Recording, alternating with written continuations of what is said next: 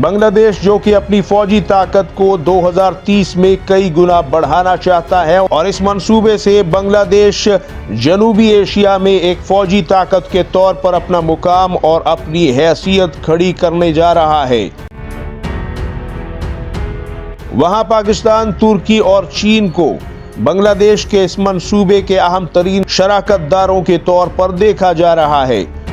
اور اسی اثنا میں ابتدائی طور پر بنگلہ دیش فخر پاکستان GF-17 تھنڈر بلاک 3 کے 32 لڑاکا طیارے خریدنے کا فیصلہ کرتا ہوا دکھائی دے رہا ہے۔ بنگلہ دیشی سپاہ کی اعلیٰ قیادت کے پاکستان دورے کے بعد باوثوق اور مصدقہ ذرائع اس کی تصدیق کرتے ہوئے نظر آ رہے ہیں۔ جہاں زمینی فوج کے لیے دیگر جنگی ہتھیار پاکستان سے خریدے جا رہے ہیں، وہاں بعض حلقوں میں فتح میزائل سسٹم کا بھی نام لیا جا رہا ہے، جو کہ بنگلہ دیش کی توجہ کا مرکز بنا ہوا ہے۔